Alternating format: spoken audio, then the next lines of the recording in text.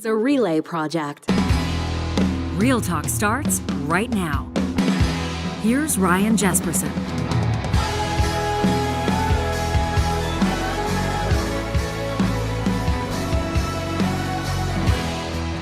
I want to welcome you to a very special edition of the show.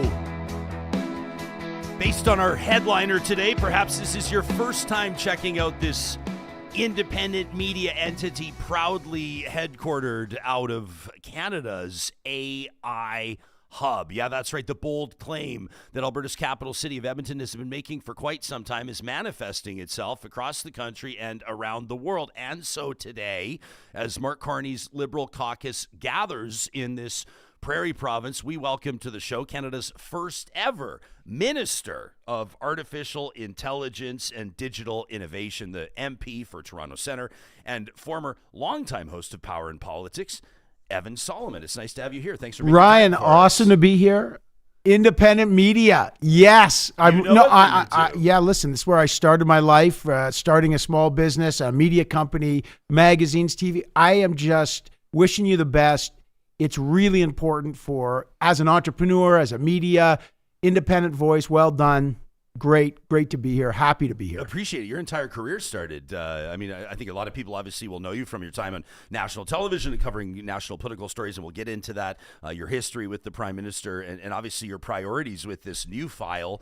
But you obviously will have some insights. When it comes to AI, there's a million different ways that it's going to impact and influence our society, already is, and will continue to do so in a greater degree. But you've got to be keeping, I would imagine, a keen eye on all things media, including social media, how information's shared, disinformation, and the like. Yeah, look, I started my life starting a magazine called Shift, which was the first magazine about technology. This was the birth of the internet, the first wave. We're in the second wave now with AI, which is radically different, but it's a consequence of what this digitization. So this was a magazine that we also then had a television show, and we built it across the country and expanded into the US. So the first part of my life was as an entrepreneur about tech. Then actually, you don't even remember this, Ryan, but my first TV show was called Future World, a weekly TV show about technology on CBC, where people are like, what's the internet?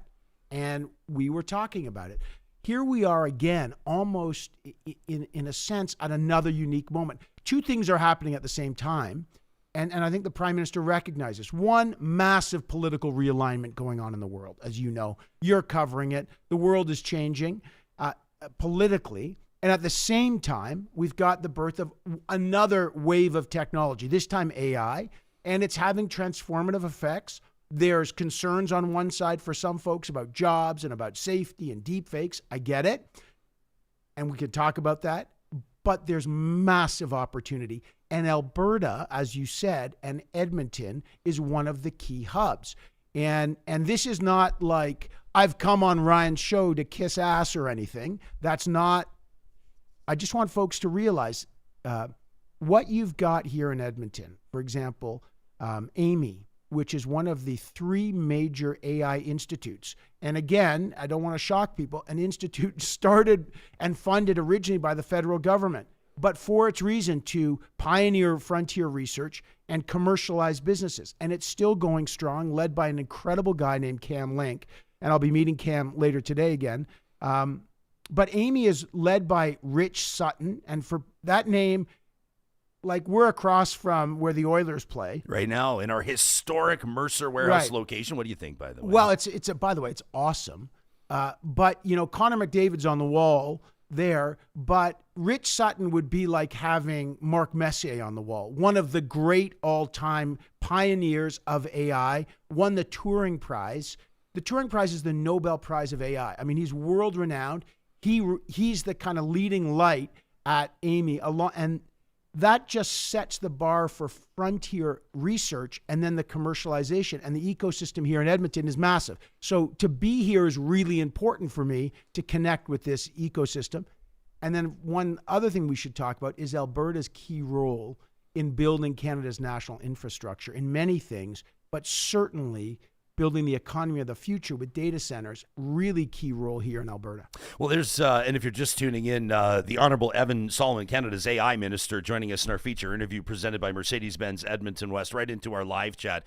Dubious says, AI Minister, says that's a thing now. That's a thing. Yeah, Matthew's watching, says, I'm an AI Luddite. He says, between the energy or the water usage of these data centers, the impact on our brains, studies are starting to find the jobs being replaced. He says, I'm trying to just avoid it out of spite. Kind of an interesting bit of coverage aimed at you. I don't know if you saw this in the Globe and Mail. I'm sure you did. Published just this morning. Yeah, Ronald Dybert, the author of this, is Canada's new Minister of AI, talking about you must not be naive to its harms. Ronald opens, referencing your enthusiasm here, kind of your bullish nature, your optimism around what AI can do and will do to Canadian industries nationally and as abroad. But I think he sort of also references, or at least implies, that maybe you're ignoring some of the writing on the wall or some of the pitfalls that Matthew just described in his live chat. So let's talk about it. And Matthew, great question. And Ron Dybert, who I know well, has raised some real concerns. So let's break it down between opportunity and concerns, because you don't want to overhype something, and you don't want to also get so pessimistic. Look, AI is a tool that is going to be used to change our lives in many ways for the better. This is the good side, because it's going to help. So what is it? So Matthew's question is like, I'm a Luddite. I'm trying to avoid it. Matthew, I like to run outside in the mornings, and I run outside in the winter, and I may not like the snow, but it's coming. So there's no way to avoid it. This is coming. This is a tool. Every technology, people have anxiety. When I remember the bank machines came, and my dad, God rest his soul, was like, I don't know if I want to use a bank machine because I like to give my money to a human being. It's like, Dad, you can use a bank machine. Then the internet, remember? Oh, I don't want to use my credit card on the internet. It's not safe. Well, who doesn't use their credit card on the internet right now? There's always anxiety. AI is a new tool. Think about it as a tool that will be used to do a lot of things better. Some examples in healthcare. I met with a company. Diagnostics is a really key thing. How many times do you complain how long it takes? Let's say you have a mole and you're like, that looks weird. Is that skin cancer? We met with a company that said, the average wait time for a dermatologist can be 13 to 25 days. But your GP could have this technology. A dermatologist may see 10,000 moles, 20,000 moles.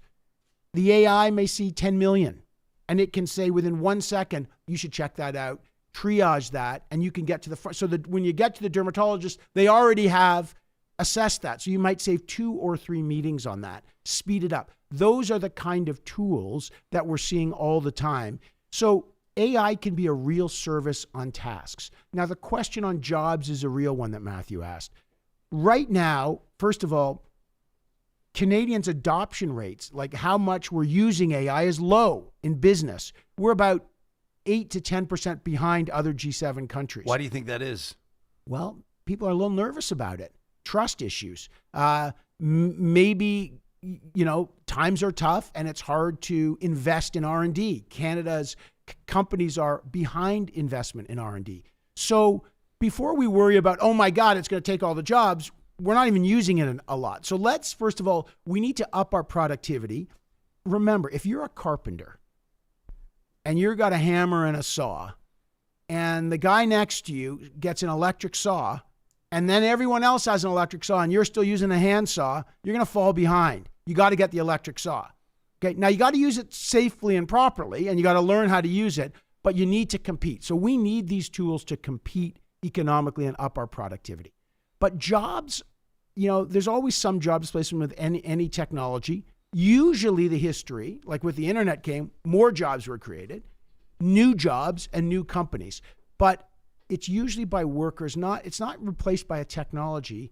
Usually people are replaced by someone who understands the technology. So, Matthew, this technology will get easier and easier to use, and more people will take it. And now the Globe and Mail article was a little different. Ron was worried about deep fakes and protecting Canadians. Like, hey, bad guys are using not just states, but anybody has this powerful technology, and they can make a deep fake of Ryan Jesperson saying something crazy. They could deep fake this interview. They could probably quite effectively. Right. So Ron's like, should we regulate? And I can tell you, and I've said this many times, the United States and China are in an arms race on AI, and they see any regulation at all on AI as a constraint, as suffocating their ability to innovate and their national security. The Europeans have a much heavier regulatory environment, and even now they are admitting that that has held back innovation. There's too much regulation. Canada's looking for the sweet spot. There was a piece of legislation in the last parliament before I was elected that didn't pass, that had 3 parts, one on privacy, one on data, and one on AI. I have said that I am going to reintroduce legislation to protect Canadians' privacy, data, but I am not going to reintroduce that part on AI because there wasn't enough consultation on it. But I am very keen, and I'm talking to everyone about, because I want to make this part of legislation, protecting consumers and kids and people from deep fakes on a more laser-focused type of legislation. How do you do that in a way that, I mean, to a certain degree, this might be apples and oranges, but Canada's battle with the tech giants, with the social media platforms, and sort of like implementing and then pulling back on the digital services tax. For a long time, Canadians have been unable to share news headlines. I don't have to explain it to you, nor this audience, on how that's manifested itself. But it's in the same ballpark of what we're talking about here. What did you learn from that experience, and how would you apply that to what you're going to be working on as this minister? Look, AI is a global issue, right? It's not like Canada's doing their own AI in our sandbox. We need to do a couple things. Like, what's the mission first? What's the problem we're trying to solve, right? And then we'll go work backwards. And I think folks listening will appreciate that. You know, politicians that come on and say, here's what we're going to do. Why don't you start from what problem are you trying to solve? And can you make what I've called light, tight, and right laws or regulations that can help you solve the problem without crossing the line? I think that's fair. One of the problems that we're trying to solve together is protecting Canadians' data. So your healthcare data, right? If it's stored, let's say, on a U.S. company, one of the hyperscalers, Google, Meta, AWS, it is subject to what's called the U.S. Cloud Act. In other words, that means the U.S. government could gain access to that data, okay? So one problem I'm trying to solve for is sovereign cloud. Can we create cloud storage where your data is stored? And I know Matthew's like, what's the cloud? It's where you store data. And I get it. It's a fair question. But on a sovereign basis. So we need sovereignty to make sure our data and our privacy is protected in the event that someone does not, another country would want it. That's really important to solve that problem. So we're working hard with, I met with Nate Glubish, your Minister of Innovation and Technology, great guy, last night. And, we're working hard with the provinces and others to build sovereign data centers, sovereign cloud. That's an important problem to solve. What's another problem we're trying to solve? Protecting people from deep fakes. And so that's a tricky thing, as you say, because, these are global companies. So does that mean open transparency? So we are looking at solving that problem. And finally, the last question is the bigger, larger question that you asked is like, what did you learn from the digital services tax?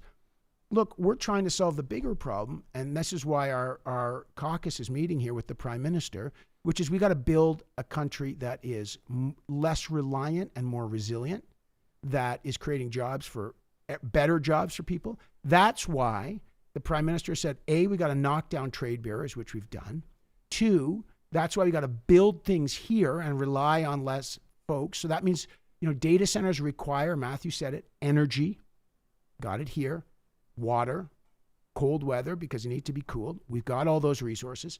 This is why the Prime Minister appointed the former CEO of TransAlta, right, as the CEO of our major projects office. You're talking about Don Farrell, yeah. Don Farrell, by the way, roundly praised across the country, including by the Premier here. Don Farrell, who was the CEO of the pipeline that was built out west, Trans Mountain, former CEO of TransAlta, to help build what the Prime Minister said, the major projects, ports, big projects that will be announced. And so we got to build here in Canada. build and build infrastructure, energy, ports, and that's part of building a resilient, sovereign country. And that's what we're trying to solve for too. How do we build the economy of the future, and how do we make sure that we maximize our competitive advantages, among them our energy? I'm curious to know how your negotiations would go, or that dance might play out with different levels of government in different jurisdictions. You reference meeting with Minister Glubish, who I think is widely respected, a UCP minister, but famously the Prairie provinces have had very little interest in Ottawa's involvement, in particular around healthcare. Not to suggest there's not a need or obviously a mandate for federal legislation in some areas, but the provinces typically want to be managing their own healthcare systems under their own oversight, with adequate or healthy funding from the feds. And then you've got that wild card in the Oval Office. When Donald Trump says he wants to win the AI race, I think people might take it or interpret it a little bit differently than they would if it was a different American president saying that. I mean, he's talking about going to war in Chicago right now with the National Guard. Every word seems to be supercharged. So how do you approach that with interesting political dynamics at play? Okay, two things just on the healthcare. Healthcare is provincial jurisdiction, right? It is the jurisdiction of the province. But it is a shared responsibility because the feds transfer a huge amount of money, I think about 22, 21%, don't quote me on the percent, but about around there, of the healthcare. So, of course, the feds have some, say, and not say, but, they're interested in how that money's being spent. But it is foundationally and legally a provincial responsibility. And there's no issue with that. That's how it should be. And so, of course, provinces, all provinces, not just Alberta, all provinces guard how they take care of their health care. And they should. That's great. However, we do have the Canada Health Act. We do want to make sure that the foundational principles are still protected. And second of all, we need to work together for innovation, right? Because we want to make sure that as we're knocking down trade barriers, even, if, Ryan, what happens if you moved one day to Manitoba or another province? You want to make sure that your healthcare data is portable, right? That it's seamless. So there are certain elements. On the issue with the U.S., I will say this is complicated negotiation. Remember we said there's problems we're trying to solve. Look, one of the problems is we want free and fair trade. I mean, everybody wants to go back to the free trade agreement with the United States, where we had really good free and fair trade with our largest trading partner. That was great for energy, great for our auto, our steel, our aluminum. I should remind people right now, despite all the tariffs around the world, this is a really important thing to realize. If you look at all Canada's trading goods right now, 85 to 86% are tariff-free because of the free trade agreement. 85 to 86%. The average tariff rate for Canadian goods right now in the U.S. is about 5 to 5.5%. Around the world, the average trading is 16%. Before President Trump was 2%.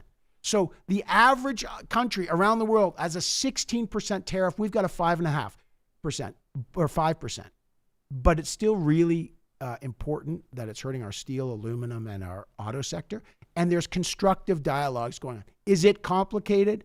Absolutely. I think everybody appreciates that these are tricky negotiations. The good thing is they're going on. And the main thing to protect right now is access to most of the market for 85% of our goods. We got to, that's the main thing here.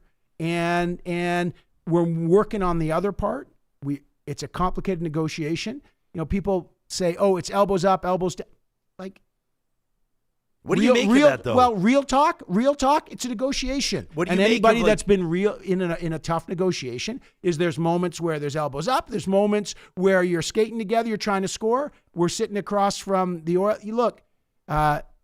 There's moments, and I played hockey, not at any high level, but I did lose my front tooth to hockey. There's times when you drop the gloves and you chuck the knuckles, and there's times when the coach said, and I coached my son in hockey, score some goals.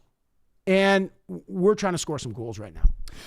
Interesting dynamic here. I mean, it's probably not a mistake. It's probably not fluke that the Liberal caucus meetings being held in the Prime Minister's. No, we'll get some pushback, I think, but calling it Alberta his home province, but certainly Carney moving to Edmonton at a young age and growing up here, announcing his campaign for the leadership in Edmonton. I know that you two were running buddies long before he called you, tapped you on the shoulder in New York, asking you to come back and seek this role as the MP for Toronto Centre. There's, famously, and I think to the benefit of provincial politicians in Alberta, long been a battle between the Alberta government and the federal government. And the general theme or the premise of that is that the feds have not looked out for Alberta's best interests. I think it is very significant that this major projects office has been established in Calgary, headquartered in Calgary, and I would imagine that would send a message, not just to Albertans, but to the rest of the country, but in the specific context of artificial intelligence and digital innovation. You've talked about the justification for bringing data centers to Alberta. Obviously, there's established infrastructure here with Cam Lakey and everybody else, and Amy, and everybody's so very proud of that. But how do you see the relationship moving forward? What have you noted in your first few months on the job, not just in your conversations with provincial ministers, but members of the general public as well, in how that relationship might be changing? Could you see a day where Alberta and Ottawa would genuinely be working together and proud to be doing so? Yeah, well, on the running thing, I will say, yes, I love to run and have run many miles with the PM, but he ran 27K trail running race this weekend. I'm ashamed. This weekend? Yes. I don't know how he did it. He's so busy, but I felt I was shamed by the fact that was a hardcore trail run. So he's still going hard. Look, everybody just lay down their cutlery for a second here, right? Like big issues. First thing PM does, tax cut, right? $800 for a family a year. That was a deeper tax cut than any other party promised. So first tax cut. 2, establish a major projects office so we can build infrastructure, energy, ports, right? 3, invest in the military. Hit our 2% this year, $9.3 billion. So tax cut, building energy infrastructure, investing in defense. We've tabled Bill C2 on crime, right, to keep public safety, and building more affordable homes. Building more affordable homes is really important. That doesn't mean we've abandoned other issues. Like, he's a pragmatist.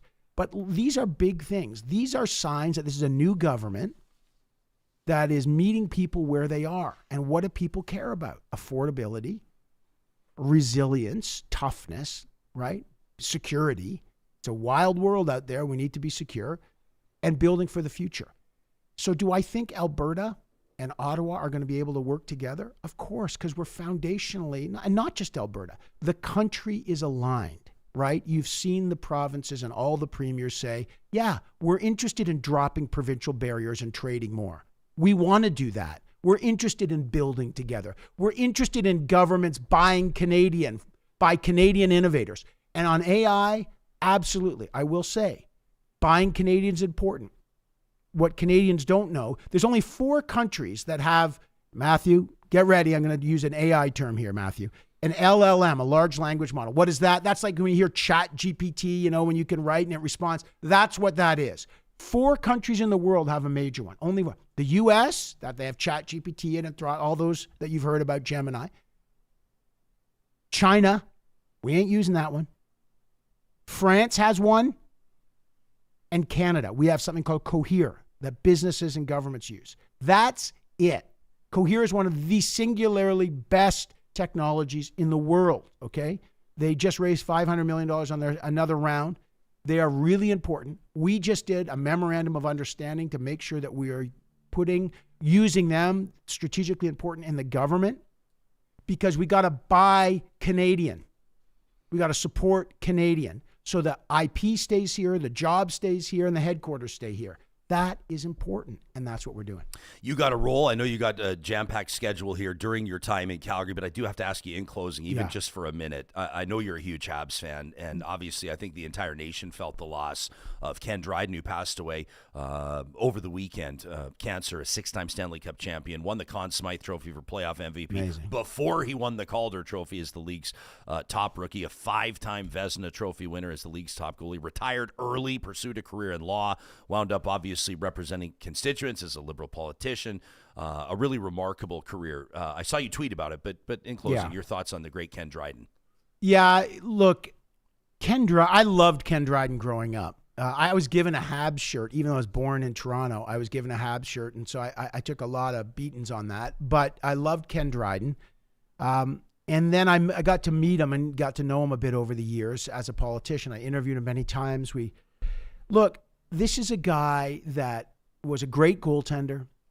Then he was super thoughtful about the game. The book he wrote, I'd highly recommend it. Still the best book ever written about hockey. Then he served the country as a politician, cared about childcare, and was gentle and modest and tough, like all the things you want. He had a huge resume, but you would never know it. He was so modest. But you fire a puck at him, metaphorically or any other way, he was tough. He was there to take the hits. He's just he had character, the kind of stuff that I think about Canada. Modest, tougher as nails, a winner, competitive as hell. Like, we want to win here. We're not playing for second best, but we don't have to flex it all the time. And when you're down, we'll pick you up. And when the shots are coming at us, and the shots are coming at us at a country, make the saves and help the team win. It's a good role model. Well said. Minister, you got to roll. Thanks for doing this. We Thanks, appreciate buddy. your time. Anytime. You got it. That's Canada's AI Minister, the Honourable Evan Solomon, joining us live in the Real Talk studio in the historic Mercer Warehouse right here in downtown Edmonton. That our feature interview presented by our friends at Mercedes-Benz Edmonton West. We're going to jump into the live chat in just a second, get your take on what you heard from the first ever AI minister in the country. But first, let me remind you, these conversations on Real Talk don't happen without the support of our amazing sponsors, including the team at California Closets. This is a proud Canadian-owned, Canadian-operated company. Every single installation the California Closets is putting in, did you know it was manufactured in our home province of Alberta? Every single one of them as well, guaranteed for life. That California Closets journey starts with a free design consultation, which you can book today at californiaclosets.ca. Garage storage systems. They've got the Murphy beds. Turn your home office into a guest room in 5 seconds flat. What about an entertainment center or one of those custom closets and wardrobes? They can work with any budget. They can work with any space. You can book your free consultation today by visiting californiaclosets.ca.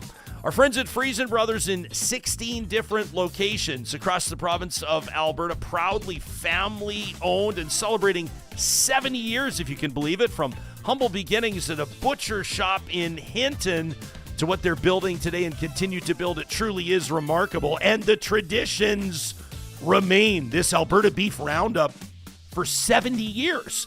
Friesen Brothers has been helping communities fill their freezers with that quality Alberta beef.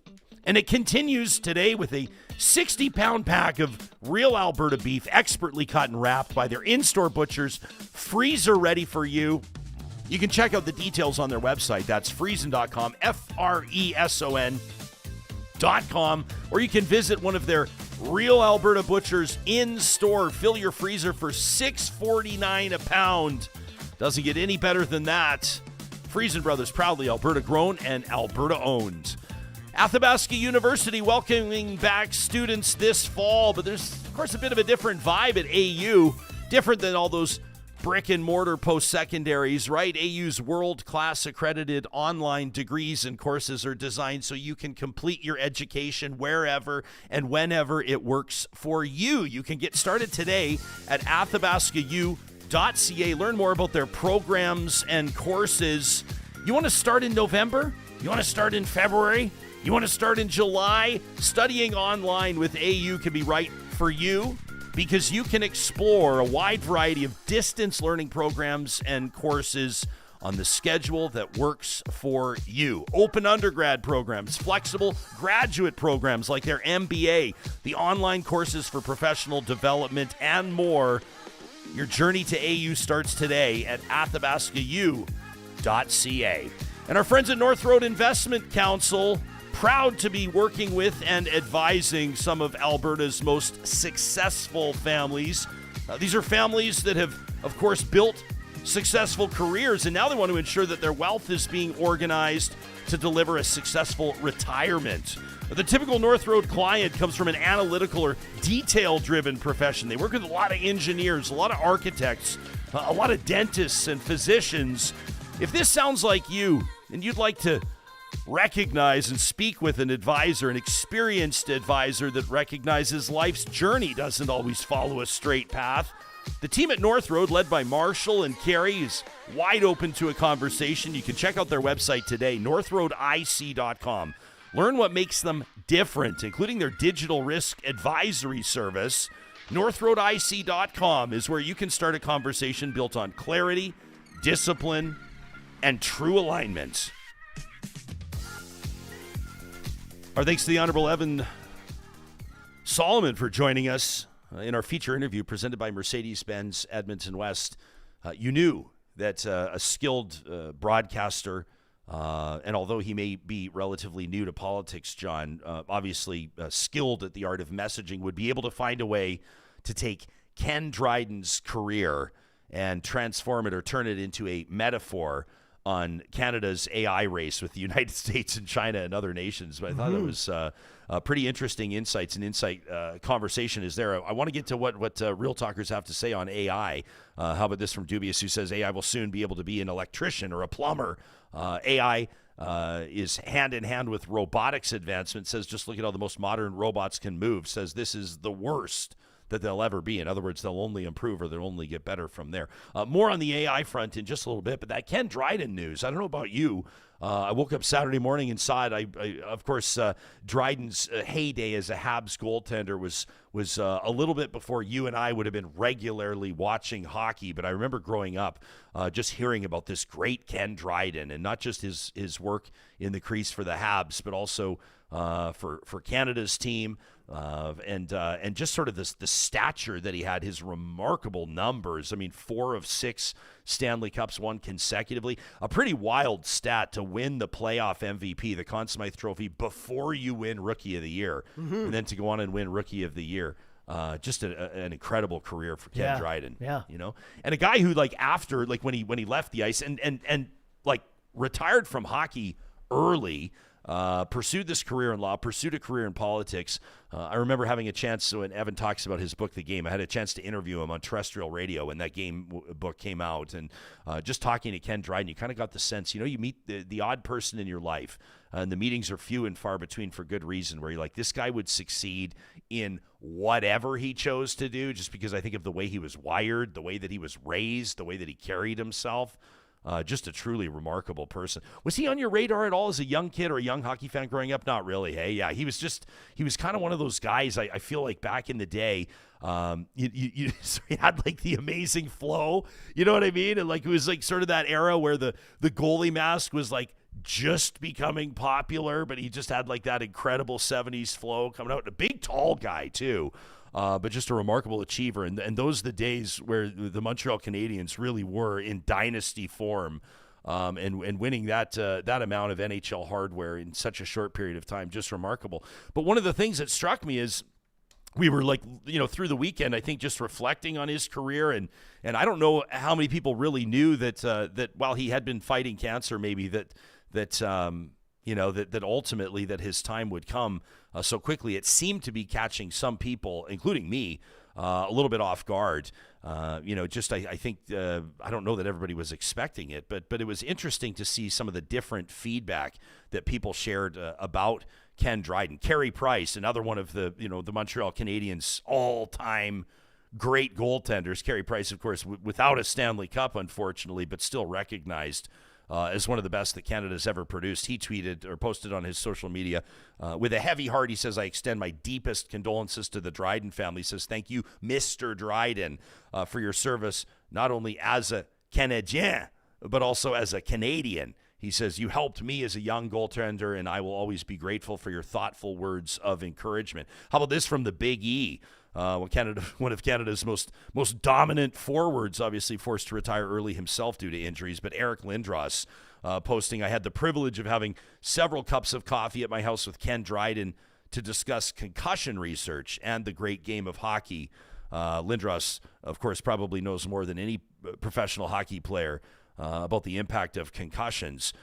Says 88, his wisdom, his integrity, his leadership left a lasting impression on me.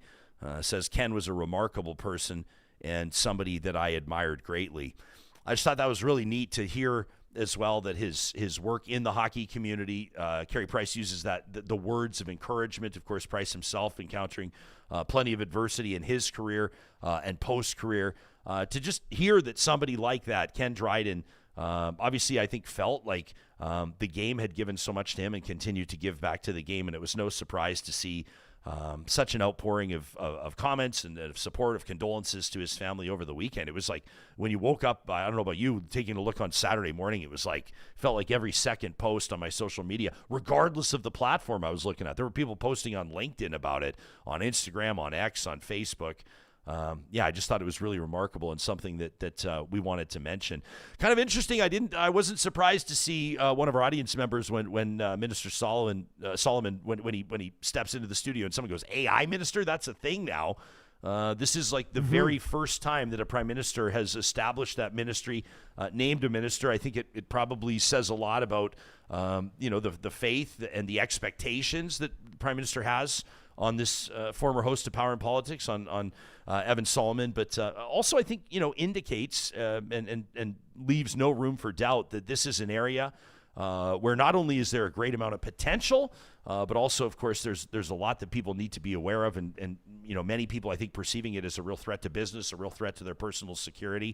What did you take from the interview and listening to him talk? Was that something like, is it when you're looking at AI in your own life, we're talking about things, people talk about like healthcare records, people talk about commerce, people talk about kind of that international AI race, Donald Trump saying that the United States will win that. I'd be curious to know if that's really on the radar of the average person in their day-to-day. Well, I'm sure it is if you're intelligent.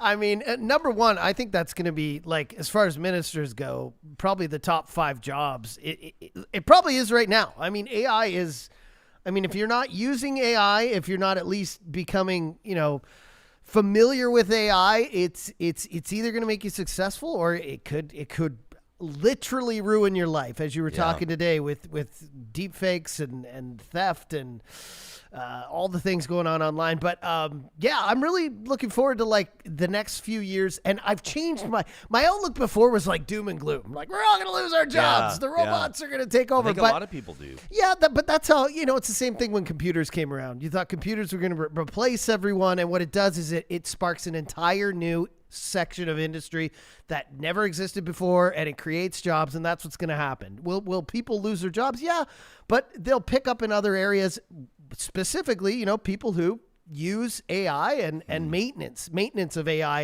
and integrating it into workplaces, like you see here. How we now have a minister of AI. But I'm really looking forward to like.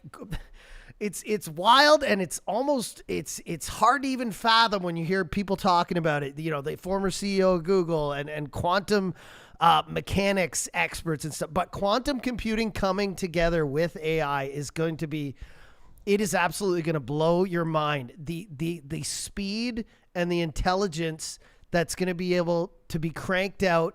I mean, one of our Kens in the super chat today said, every day, AI makes my life easier because I'm a coder.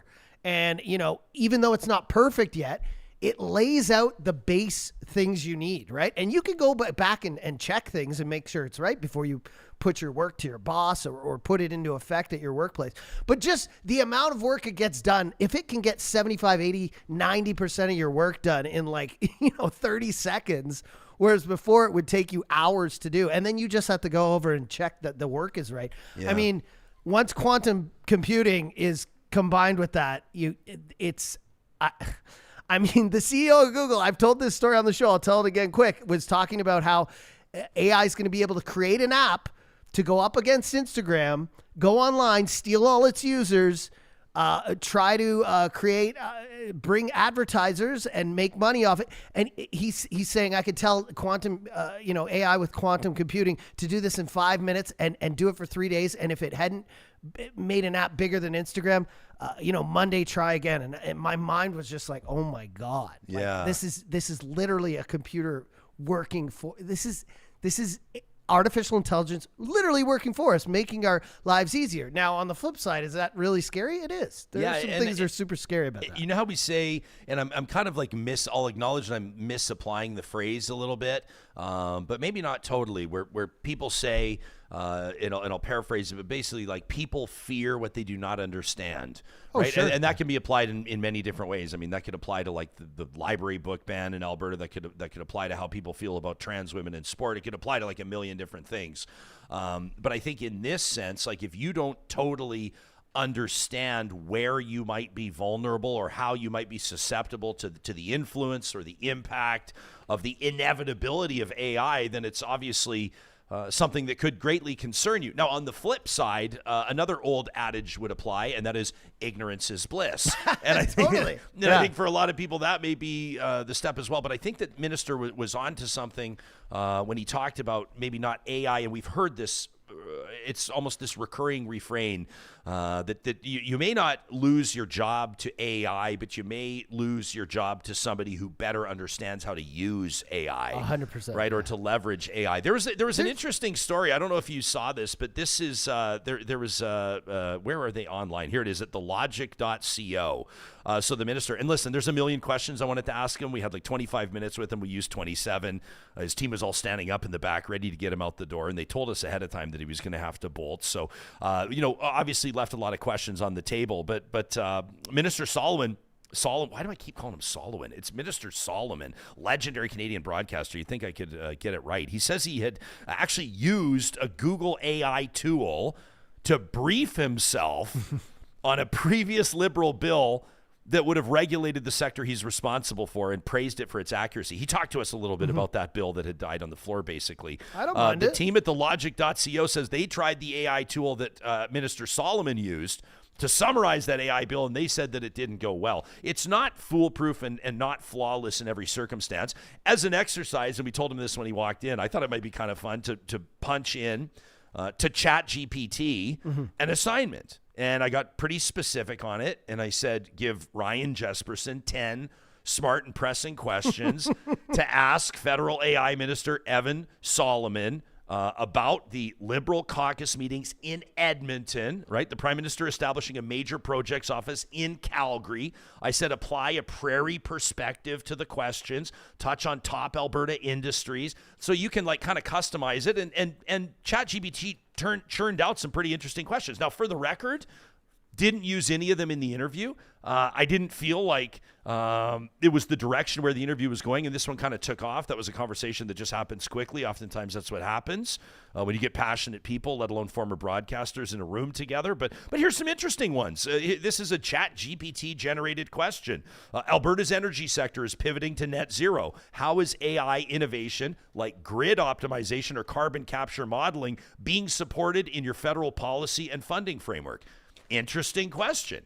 Pretty intuitive question. If you're getting into the weeds, if we had 75 minutes with the minister, maybe we would have got to that. Sure. But you're going to have a lot of people that are finding ways, obviously, to apply AI to what they're doing to do it better. And if they're not, then you have to ask, why not? Because, at the end of the day, in the not too distant future, that's going to be something that hampers your business. 100%. And the other thing is, like, the AI we're using, especially free ChatGPT, the one we use, of course, we pay just to make it a little better, to use it more, because, you can only put so many entries on the free one. But the ones companies are using, governments are using, that you're utilizing AI with bigger servers, better hardware, better engineers and researchers. There's obviously more money involved.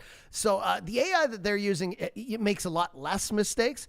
But it's you should still check your work at this point, because AI is still like evolving. But Scarlett had a great comment in here where she said she has ADHD and she uses AI to just perform the menial tasks when she's performing a big task. But you need to like kind of plan and do the initial planning and menial tasks before you execute a big project. ADHD, I have it too. I know exactly what she's talking about. At a wedding over the weekend, somebody said, hey, could you call out the tables for dinner, but could you call tables 1, 2, and 3? And then there's 20 more tables numbered to 23, but could you do them randomly? Yeah. And I literally just said that into AI, and it was like, boom, gave me all the numbers. Gave you your list of how to do it equitably. It just saved me, a bunch of stress over an hour and 15 minutes, or writing something down with a pencil. It gave it to me in 15 seconds. So that's the things AI today are making life easier for. And I do recognize that, it could be a crazy future where a lot of things we used to do ourselves is done by AI. A lot of people might think that's scary and bad. I don't know.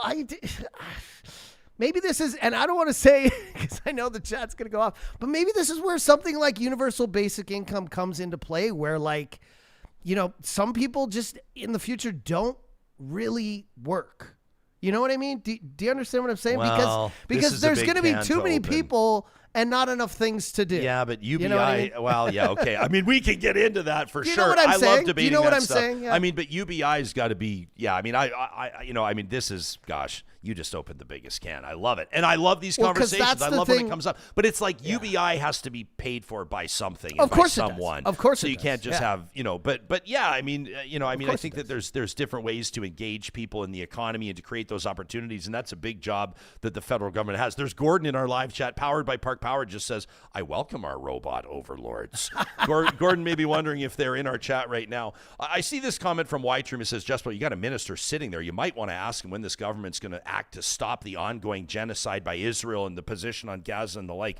Jesus, for an AI minister. Well, I Ryan. mean, obviously it's not the right interview and not the right time. I'll take Whiteroom's point, and there is, maybe some newsworthiness to this, or it's a timely question from Whiteroom. Check this out. Just a few days ago, Toronto Today reporting that Minister Solomon's office, his constituency office in Toronto Centre, was actually vandalized with pro-Palestine posters and a political cartoon.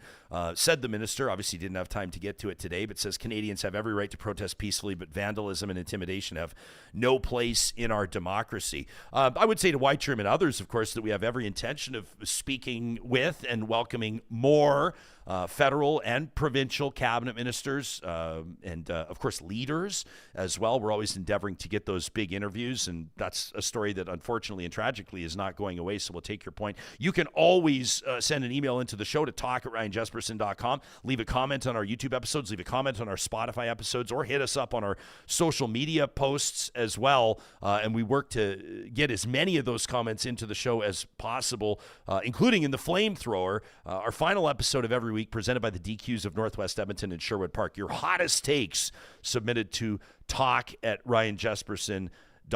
I see Super Chat Ken in there as well, making the very fair and the very accurate point as well. He says basically, and Ken, it disappeared, so I'm going to paraphrase, but he basically said, like, the average civilian or the average person is still using AI or AI tools like ChatGPT at very entry level. Well, they're using it like Google. Yeah, like the government integration, But the corporate integration, like the high-level integration of AI is working on such a larger AI and machine learning at such a higher level. I think probably at where the average person, myself included, we could barely wrap our minds around how machine learning. These are like AI creating better AI improving itself. Yeah, like the most intricate thing I could think to put into AI. I have a other much more intelligent friend who just showed me how to prompt AI properly, like almost to give code to AI and then have it talk back to you kind of in code.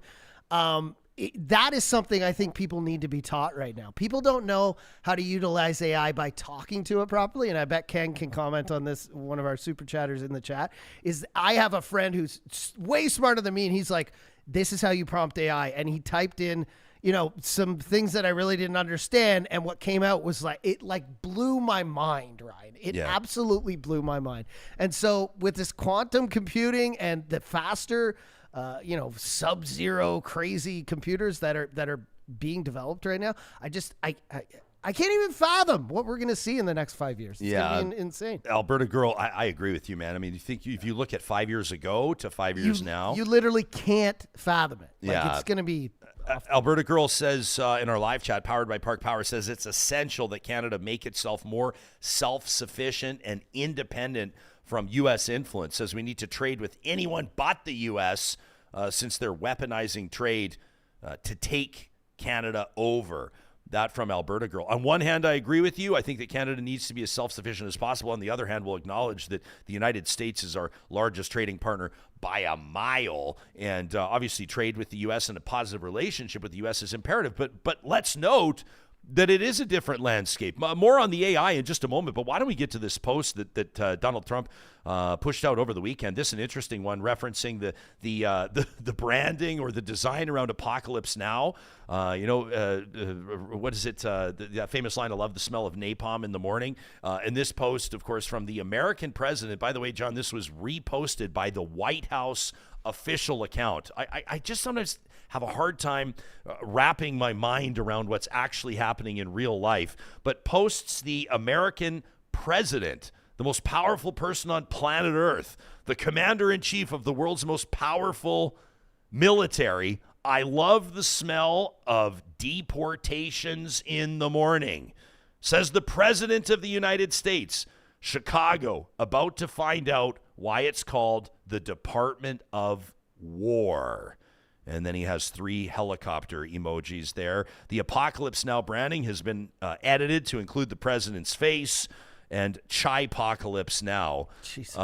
This is just... As the president of the United States is preparing to send the National Guard into Chicago. That's wild. By the way, the Pentagon renamed the Department of War, so there you go. But I want to play a clip from Megyn Kelly, because nobody wants to hear, or at least nobody that would be at this point trying to justify or support what the American president is getting set to roll out in the state of Illinois. Chicago, obviously, one of the 3 largest cities in the United States. It's one of the world's great cities. And, of course, there are major jurisdictional issues here. This is a constitutional issue. And so let's get to conservative commenter, one of the most prominent in the world. This is what Megyn Kelly had to say about the whole thing. You can't just send them into random cities in support of just fighting crime. Like that, you really can't do without the invitation of a governor. So we're heading for an uncomfortable showdown with Governor Pritzker. We can't have Trump going in without the invitation of this governor. I'm sorry, but we can't have it. He does not have the constitutional permission to do it. It very clearly is not constitutionally permissible. He cannot do it. I really hope he doesn't do it, because I don't want a world in which I'm siding with Governor Pritzker over President Trump. But I will if he does it, because he can't do it legally. Okay, so there she acknowledges she doesn't want to side with the Democratic governor, but she says she has to. Talking about things we can't even fathom. Could you fathom, like 3 months ago, hearing MGT, Ben Shapiro, Megyn Kelly, Joe Rogan, all these people who have waved the Trump flag and have just gone behind everything he said are now saying, like, stop what you're doing. Please stop what you're doing. And the craziest thing is the people who still vehemently support him are the people who have the most to lose. The people with nothing, the poor people, the blue collar workers, the people in the States, the outcasts and the sinners and all these people Trump kind of put on his back. But it just still boggles my mind how he got them all. He's that. And you want to say Donald Trump thinks he's a great salesman. Hey, man. The last 7 years, I kind of believe it, Ryan. I mean, someone who was born rich, didn't have to work for anything, has never been really he's never been like a big donator of, he's a wealthy guy who doesn't really have a lot of charity, in him, and never has done anything for the poor. To just have an army of people downtrodden who just always agree with him. I don't know how he does it. Well, he's going into cities and taking those people and... Well, interesting to see, in Washington, D.C., this stuff around Chicago, and there were major, we're talking to you, and you may be catching this episode whenever, but we're talking to you on a Monday. By the way, our dear friend Supriya Dwivedi, who typically is going to be in our feature interview, first episode of every week, which will most often be a Monday, presented by Mercedes-Benz Edmonton West. She's on the IR this week, and she's going to be back with us next week. So our shout out to Supriya, a little bit under the weather. She's going to be joining us again next week. Supriya Dwivedi, exclusively on Real Talk. But yeah, this is kind of like one of those situations, obviously, where you're taking a look at what is rumored to be going down. I mean, not rumor. The President of the United States is posting about it. Chipocolypse Now, sending the National Guard into Chicago. I mean, the protests, like tens of thousands or even hundreds of thousands, tens of thousands of people out in American cities, including Chicago, over the weekend. So just yesterday and the day before, if you're listening to this on a Monday. But that includes as well Washington, D.C., and there's legal action now from the District of Columbia at the federal government. They're saying, I mean, this is where the White House is.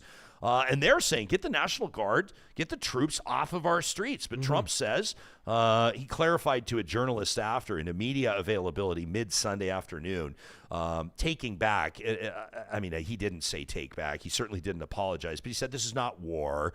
I mean, he did say Chicago's about to find out why it's called the Department of War. That sounds to me from the commander-in-chief like a pretty ominous statement. But he says this is not war. He says we're going to try to get these streets safe again. He says that, there can't be 5 people killed every weekend. So he says he's going to get a handle. Stepping over the jurisdiction of the state, stepping over the municipality, stepping over the police department for that matter. But in D.C. alone, I mean, it's already been something that's obviously creating a huge problem, and it's something I think that should awaken, like you said, the American people, most particularly Trump supporters. The writing on the wall here is very concerning. I saw a commentator on an American cable news show last night saying America feels like it is inching closer and closer to war with itself. And that's something, obviously, I think that should alarm everybody, regardless of how you voted. But certainly something I think that a story that we got to keep an eye on. If National Guard troops head into Chicago, you have to get the sense and you have to believe that this is something that cities across the United States would bristle at and stand in solidarity at. I don't care if it's a Democratic or Republican governor. I don't care, the political leaning of that city or of that state. That is a huge overstep by the White House. And even you're seeing the people who constantly aligned with Trump, like people like Megyn Kelly saying that now. She's basically pleading through the TV or through your phone screen, like, please don't do this, Donald. Please don't do this. You need to get approval from the governor. But also, like, I don't understand, like, is sending the National Guard in, sending ICE in. Like, Chicago has a very, like, they have crime issues that are due to, like, poverty and wealth gaps and gang violence and all these different things. I don't know how going in, arresting a bunch of people and deporting a bunch of people and then leaving is going to stop all the problems that they have there. So to me, it just, I don't know. It's that tweet that you showed is just wild, Ryan. It's just wild, the ammunition that the president is using against like American citizens every day, but pitting them against each other. It's wild. It's these days, like when I first saw it, it's like the Trump face, like it's like, obviously it's photoshopped over Robert Duvall's face, like that iconic poster, the movie poster from Apocalypse Now, and it's the U.S. president, like photoshopped in to that image. And that's fine, but for him to put it out. For the president to put it out?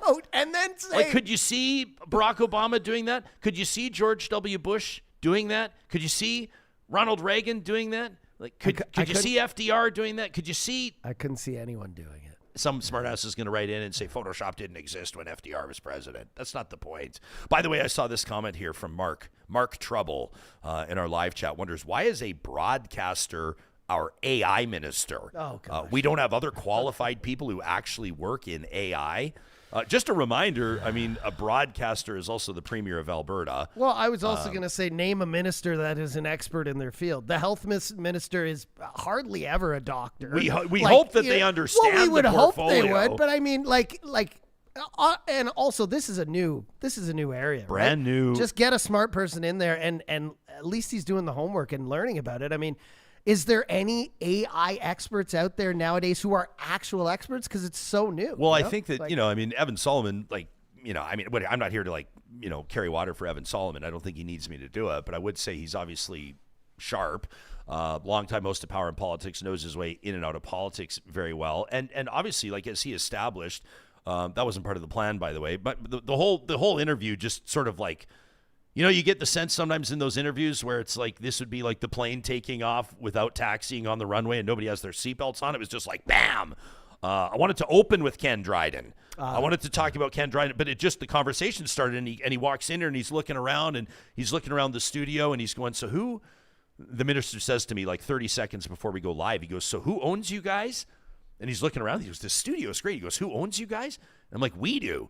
He's like, yeah, but who? Like Bell or whatever. I'm like, no, man, Relay. Like, we are an independent media. And he goes, no way. And he goes, Oh, yeah. He goes, my career. He goes, did you know my career started with independent media? I was a media entrepreneur. He goes, we were doing tech reporting before any of the major networks were doing it. And they were in New York and in Ontario. And he starts talking, and then all of a sudden, the Carrie's voiceover comes in. This is a Relay project, and here we go, and the show is starting. I said, well, just press pause for a second, and we'll just pick up this conversation. So you've got somebody in the role, like, to answer Mark Trouble's question on why a broadcaster is now the AI minister, working with leaders in the AI and tech spaces. Sure. I think understanding the assignment, or at least endeavoring to understand the assignment, but like, he better get it right.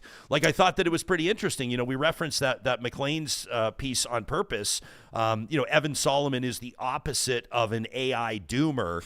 They kind of give a feature. This is Katie Underwood, who wrote this piece, says Canada's first ever minister of AI and digital innovation finding gold among the slop. But then here's that piece, the opinion piece in the Globe, which was published like an hour and a half before we're talking to him, Ronald Dybert writing that Canada's Minister Solomon, must not be naive to its harms. Because if you get it wrong, right? And I think that there was the cloud. I wanted to make sure we asked him about the digital services tax and Canada going to war with the tech giants, with Meta and with all of the others. And like, how did that serve Canadians, or what did that ultimately do for journalism in Canada? That was what that was all about. I acknowledged to him, I said, it's a little bit apples and oranges here, but the big part of that was the federal government wanting to ensure that news sources were being properly compensated for their journalism, sure, right? Yeah. So the tech giants, in a bit of a flex, just very quickly shut down any access to those news sites on their platforms in Canada. And that wasn't the only nation where that happened, but it hurt a lot. It hurt outlets like us big time because people couldn't share our content. But at the end of the day, like, did that legislation, did that DST accomplish what it was supposed to accomplish? No. And the answer would probably be no. Definitely no. And I think that a lot of people, like, here was another piece. This was something as well that we wanted to focus on, and a shout out to our good friend Vashi Kapelas, host of Power Play on CTV. They're doing work on, here she is talking to Minister Solomon one-on-one.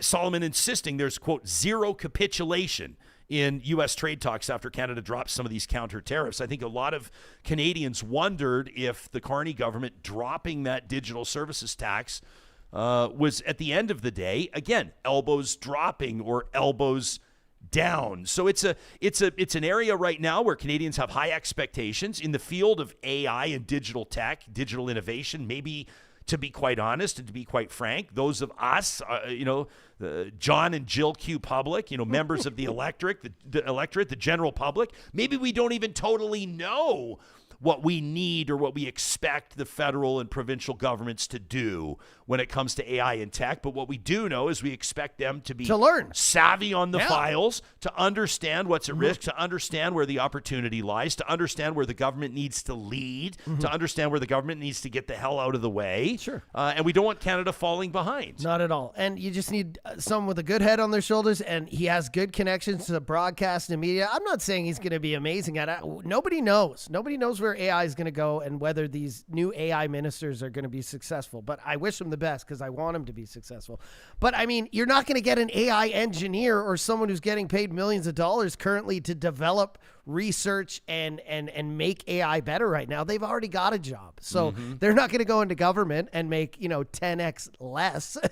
So just get someone in there who's willing to learn, willing to listen. And I like that anti-AI doomer stuff.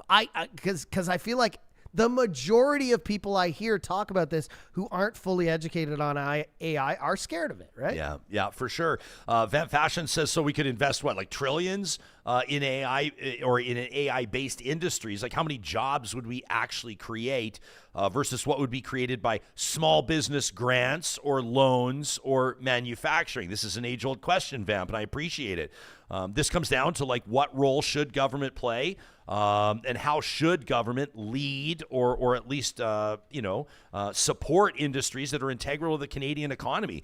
We talk about this all the time with Shauna Feth, President and CEO of the Alberta Chambers of Commerce. She was with us just last week, if you want to get into that. How about this from 80s Fanify? This is more personal. It says they used AI to suggest a workout schedule tailored for women.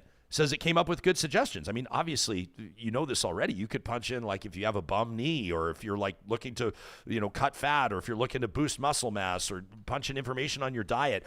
I talk to friends all the time who use AI. And again, to reference Super Chat Ken's comment, this is like the shallow end of the pool. This is like entry-level, elementary use of AI technology. But if you're an entrepreneur, or even if you're not, I mean, if you're working for a big corporation, you should be using AI.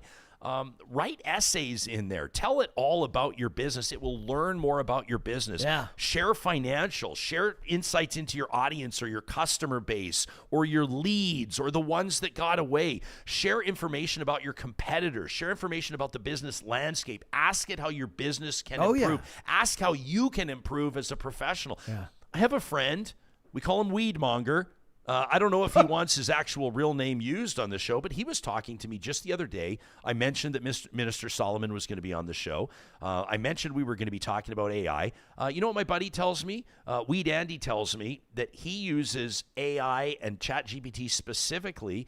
And I'm not suggesting, by the way, this is Jespo talking for a second, that you utilize or integrate AI as a replacement for real human-led mental health therapy or anything else. Always talk to your doctor, talk to certified professionals. But he says when he's feeling bummed out, when he's having a tough day, he says he'll look to ChatGPT for some positive affirmations, for some insights into how his day could improve. I thought it was really interesting. That was one person utilizing AI where they find value in it. And I think that different people, like just here with audience members sharing that they're getting fitness tips or fitness advice from it. Again, we're talking real entry-level stuff here, us included. Give me 10 questions to ask the minister. That's really entry-level stuff. But it's becoming more and more a regular part of people's everyday routine. Well, here's the other thing, though. The more AI learns just by learning from us, it's getting better every minute, every hour, every second, every day, every week, every month. So people who said, oh, well, I put this in, try it again next week. Because AI is learning all the time. And the engineers and researchers and developers are improving AI literally every day. Because like you said, it's making businesses more successful. I can think, like if I I'm just going to talk about me because that's my perspective as a guy who runs an event company, as a DJ. I used to not call, but I would, I kind of see what are people quoting for events compared to me. Yeah. Maybe I'd call a few. Maybe I'll email a few even under the guise of like I'm a client trying to book whatever DJ just to see what people, what their quotes are, what kind of, amounts of money they're asking for their clients. Yeah. But I don't need to do that anymore. I can just go to AI and say, what is the average amount, a DJ's charging for a wedding or this size of a corporate event in Edmonton, and it will find it. It will find it. It will find the information. And it's not just, I think people think it's just like Google. It's just pulling from the internet. It is doing that, but it's also pulling from the wealth of knowledge that the entire world is giving it every day by inputting questions and information. And don't upload your taxes to it, but it can help you with stuff. Yeah, be careful what you upload, I guess. That's the one thing I'm hearing is like, do not, at this point, unless Ken was just talking, like people are building their own AI stacks for personal use and stuff like that. But these open AIs that are free, like do not give them a tax document or like a piece of your mail or your social insurance number. Don't do that. How about this from Ms. KD? Thanks for your YouTube channel membership, Ms. KD. Says, I applied for a job last week. Best of luck, girl. Says, I applied for a job last week that specified they did not want to see a ChatGPT cover letter. Which is hilarious. Do you remember that conversation we had with Edward Tien? This was on January 10th of 2023. I remember this kid. This guy. So bright. So bright, man. No offense to you. Smarter than the both of us combined. 100%. He's a Princeton student. He's a proud Canadian, and he's a student down at Princeton. And he has developed an app that detects the use of ChatGPT, which is really fascinating stuff. And obviously he designed it for post-secondary application, so they'll be able to tell. Which is good. We don't want our doctors ChatGPTing through 100%. university. We don't want anybody like just relying on ChatGPT to get things done. So there's the app version of that. So Ms. Katie referencing the cover letters that are generated by ChatGPT. I also was talking to a good friend that runs a marketing and branding agency here in Alberta just the other day, and I asked him, I said, how is AI or how is ChatGPT influencing what you do in your line of work? And he said, yeah, maybe for like some of the entry-level positions, copywriter positions. He says it might streamline some stuff. He said, but we can, and he has great confidence in the human power with his team. He says, I can sniff out AI-generated copy from a mile away. He said, like, I can tell all the time. And he said, we have a zero tolerance policy in our shop. He says, absolutely nothing generated by AI will ever be submitted to a client. Okay, now, and I agree with him. I just being in the event space, you get polite emails back and forth about events, and I can tell some of them. I'm like, oh, this is like AI. AI always says best, or regards, or warm, or best regards. But like just the way some of the paragraphs are formatted and the very extreme politeness of it, sometimes you can. But how long, Ryan, until like a year from now, till that just gets better and better? And then how long, like 5 years from now, where we're all just used to those messages and there's no way to discern? Because right now, we're used to messages that kind of look organic. Sometimes there's a spelling mistake, etc. Like you get used to a way a person talks in person, and so you can be like, this isn't how they normally talk. This is clearly AI, right? But how long before we're all using AI back and forth before that all just becomes a gray area? I love this from Noob. Try again. What's up, Noob? Says, I use AI to turn my bullet notes into a draft, and then I make my changes and then iterate back and forth until I'm happy. He says, so it's a tool. It's a start, but you need to know what to input and then review the output. I also love this from Gordon. I've heard this before. It says, I want my AI to do my dishes and laundry so I can do art and music. I don't want AI to do art and music so I can do dishes and laundry. How's that? That's a good one. Again, like many applications here, when we're talking about AI, it's not, the minister is not here to make sure that like everybody has access to ChatGPT so they can more efficiently respond to emails in their workplace. We're talking about high level operation. I mean, we can talk about the tech operating like oil sands facilities. We can be talking about Canada's energy security. We're talking about banking and commerce. We're talking graphic about design, right? everything, I mean, like data a entry, million different things. Admin, and so obviously payroll. if it's something that we'll continue to look at. We're not going to like get every single answer and seek clarity or at least achieve clarity on everything in 20 minutes with the minister. But he's called, artificial intelligence Canada's Gutenberg moments, like kind of a reference to the printing press and how the printing press changed everything for everybody with access to information, right? I love how he said that, because in my mind as he's saying that, I'm thinking about every invention that people kind of put their backs up against, and then it became the new, like, Ryan, a horse to a car. And, like TV and computers and cell phones, everyone had their backup at first. And then eventually it creates a whole new industry. It makes our lives way better, quicker, faster. It creates more connection. So I am not a doomer. I'm going to be what's the opposite of a doomer? What's a one word? I want to say a bloomer. I don't know. I'm on the other side with him. I'm like Zoomer. I know it's not boomer because it's loaded. Zooming about AI, but I'm on the positive side. I see the positives, and I believe that eventually, when the kinks are worked out and when everyone gets associated with it and isn't afraid, it's going to be for the good of the world. Yeah, this from Matt, who wonders, do you folks think? I mean, I talk about the United States as our biggest trading partner, obviously geographically, our most important neighbor, a military ally for the most part, etc. Matt wonders, like, do you folks think they should stay our closest trade and military partner, or should we try to move away from them more than ever.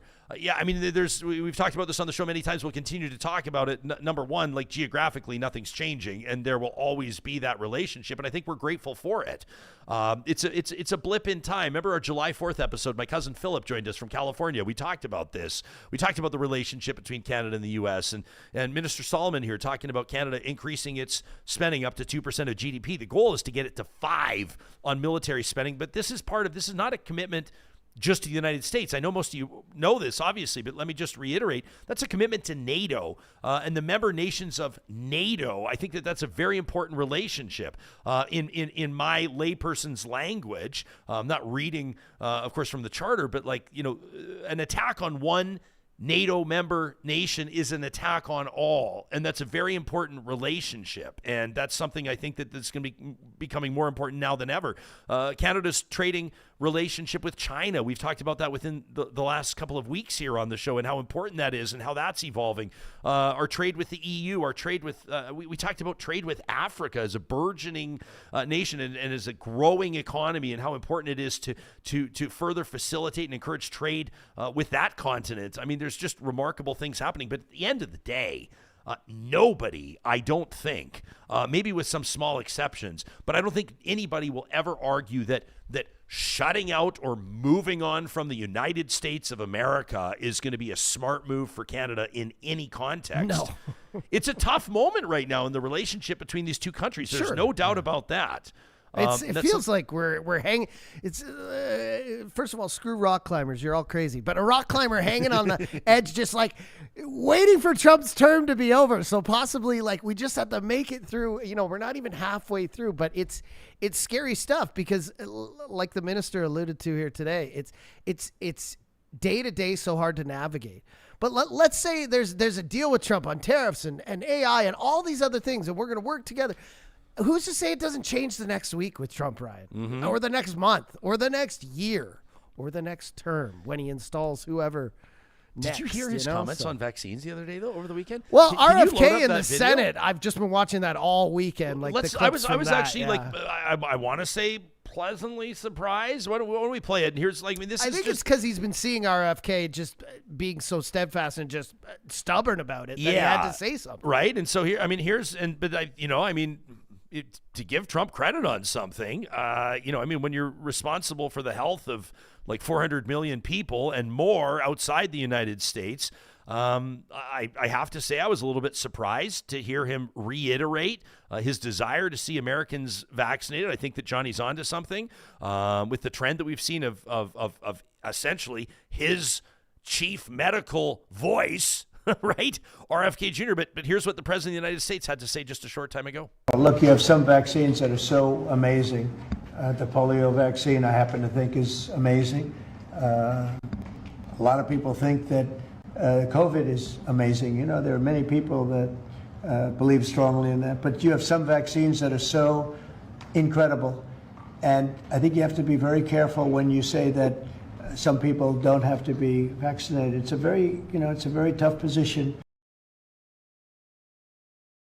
I'll give you a feeling, but just initially I heard about it yesterday, and it's a tough stance. Look, you have vaccines that work. They just pure and simple work. They're not controversial at all. And I think those vaccines should be used. Otherwise, some people are going to catch it and they endanger other people. And when you don't have controversy at all, I think people should take it. I think people should take it. Here's one. I mean, you could pick a million different articles here on CNN.com.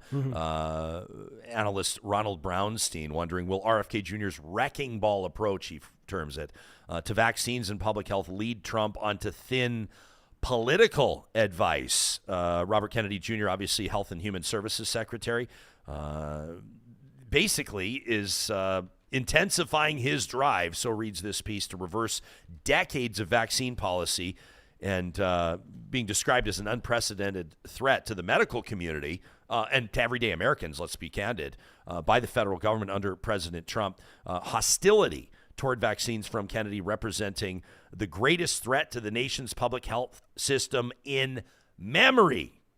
says this commentator, CNN.com. That's Ronald Brownstein. So you have to know that when you start to threaten the president's political popularity with midterms approaching, just as one storyline of many, perhaps no surprise to hear him lay it out like that. Yeah, it's just, I love that video of Trump, even when he's trying to calm things down and be a little chummy with the camera and be calm. I'm not yelling at anyone here. He's still like, big fan of polio.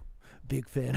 Big fan. Like the way he talks is just, I love it. I hope Trump becomes a stand-up comedian after this because he's great.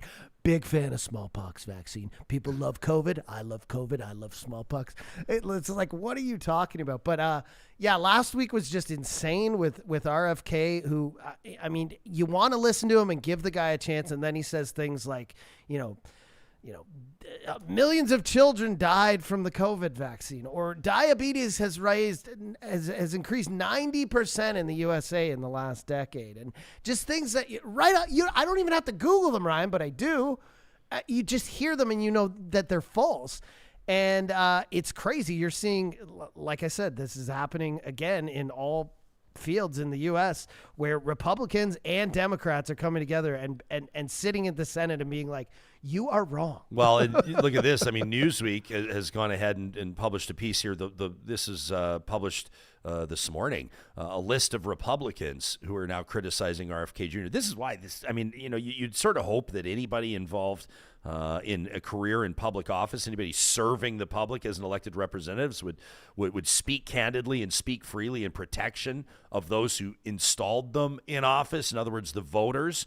But as the Health and Human Services Secretary, Kennedy, faces escalating scrutiny, Republican senators and figures linked to Trump's first administration are all questioning, or many of them, I should say, questioning Kennedy over his policies and his running of the department. So, you've got the Centers for Disease Control firing 600 employees in August, the White House dismissing CDC chief, Dr. Susan Menares, replacing her with Kennedy's deputy. Obviously, health officials, lawmakers didn't like that. Kennedy, who previously ran an anti-vaccine group and campaigned on ending vaccine mandates, angering health officials, canceling $500 million, $500 million in funding for mRNA vaccines, and then, of course, testifying before the Senate Finance Committee, grilled on these policy decisions. There's been growing pressure from fellow Republicans for his resignation, including Senator John Barrasso out of Wyoming, not exactly a lefty state, Senator Bill Cassidy in Louisiana, Tom Tillis, Senator in North Carolina, Brett Giroir, the Assistant Secretary for Health in the first Trump administration, the Alaskan Senator, Lisa Murkowski, John Thune in South Dakota. You get it. The Surgeon General in the first Trump administration, Jerome Adams, and the list goes on. So, I mean, pressure is mounting among Republicans here. And at some point, you have to recognize that someone's got to go when you start threatening the security that party has, or that the president has in leadership there. You know that something's going to change. Mm-hmm. Nobody is going to be more important to Donald Trump than Donald Trump and Donald Trump's success or his security in that job. And so we'll look for a development there. I don't think it's going to take long if I see, Yeah, but don't underestimate Trump. I mean, in the way he comes across calm and having common sense about this vaccine thing in this video, that could be the second half of his term. I mean, right now, like we just talked about, Ryan, you're seeing people who are aligned with him, Republicans in the Senate, people who are, in media, Joe Rogan, Megyn Kelly, Ben Shapiro, all these people are now being like, okay, things are going a little too far. The people you've appointed, like RFK, are clearly, let's just say it. This guy's a little, I'm not talking about the way he speaks or his tan or that he's clearly on steroids, but I'll mention them all. But aside from all that, he's a little bit, there's something not right there, because the things he's saying are not true. And they're not just like Trump, where he says a certain, specific thing that he just kind of misconstrues or says a number wrong. Like, he's saying blatant lies in front of the Senate. It's absolutely wild. But who can say that Trump in the second half of his term doesn't see that this is happening? That the people he's appointed are a bit wacko, that the people who've supported him are kind of turning him. Maybe he just becomes a little calmer. Maybe he agrees with them. Maybe he appoints different people. Trump is good at switching it up. Yeah. And actually, so are most successful politicians, right? 100%. You sense a problem, you suss it out. Your team helps you. And you cut it off. It's not that different to probably running any other successful company or running a successful sports team or whatever. When you identify the problem and the problem threatens the success of the bigger picture, then they got to go. Alberta Girl says there are many issues with AI. Says right now there are crops rotting out in fields due to a lack of hands to pick them up. Says, can you see a day where all jobs are robots and AI? And then what? Yeah, I mean, I guess we've got combines that are driving themselves already. Not what you're referencing, I know, but I'll take the point. Tommy Temper says we should replace Mark Carney with AI. Says maybe some deals would get made then. I know Canadians are eager to see what that Kuzma renegotiation is going to look like. And you have to imagine there are negotiations continuing behind the scenes, to state the obvious. Jay says the biggest fear around AI is its application in military tactics. Bang on, Jay. Says it would drop nukes.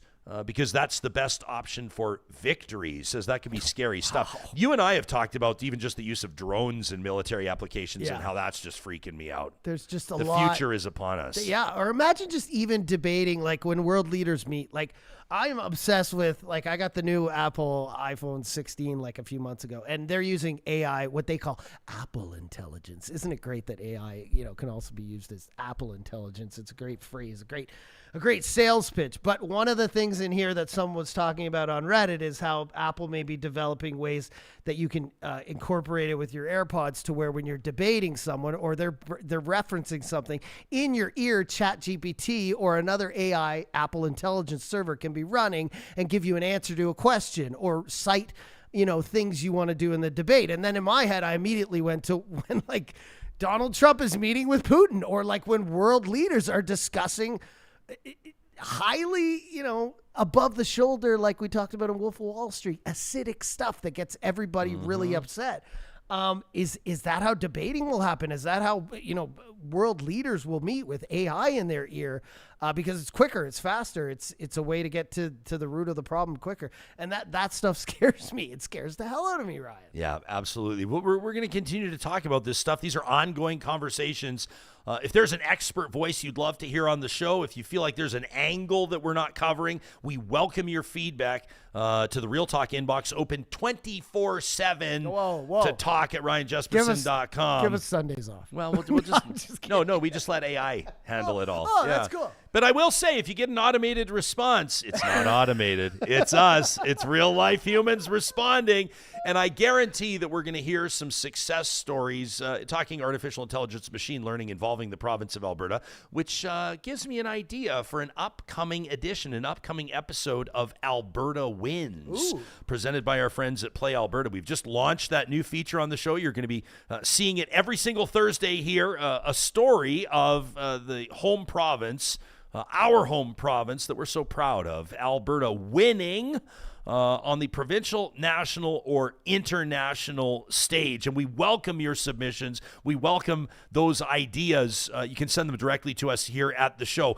Let me tell you how Alberta wins right now with Play Alberta. And not only is Play Alberta the most safe and secure way to bet casino, sports, and lottery online, and not only does all the revenue go right back to the province, but Albertans are winning big every single day. 10 or 50 or even as much as $100,000 is won daily on Play Alberta. They've even made millionaires. And best of all, for a limited time only, new players can receive a $1,000 casino bonus. You can download the app today wherever you get your apps. Check out all the great offers and get started today. You can find more details at playalberta.ca.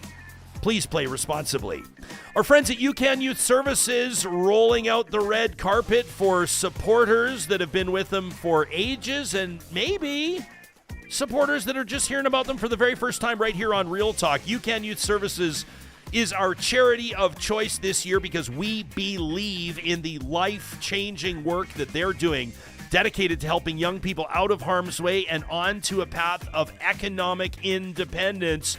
And coming up this week, the 10th of September, that's a Wednesday from 2 to 6 p.m., they're hosting a grand opening celebration to officially launch their new space and showcase the programs that help Edmonton youth break the cycle of harm and crime. If you're a community member, maybe a donor, past, present, or future, they invite you to tour their new facility. I've been there. It's unbelievable. Connect with staff and youth that are participating in the program and hear these inspiring stories of transformation. You can learn more about how UCAN Youth Services operates. Sign up, maybe as a corporate partner if you're looking for entry-level, skilled, motivated workforce, or of course even make a donation today at ucan.ca.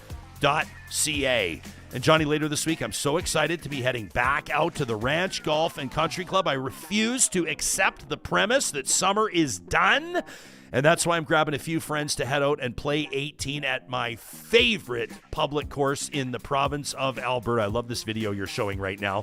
This is in what we call Party Valley, okay? So this is hole 16 here. Just look at the shape that these greens are in. Oh. That's our buddy Andrew Walker. Close enough. Close enough. That was his birdie putt. But watch here, Walks taps it in for par. Attaboy. Doesn't even need to set up his stance. The ranch has been in beautiful shape all year. It is Alberta's #1 tournament course.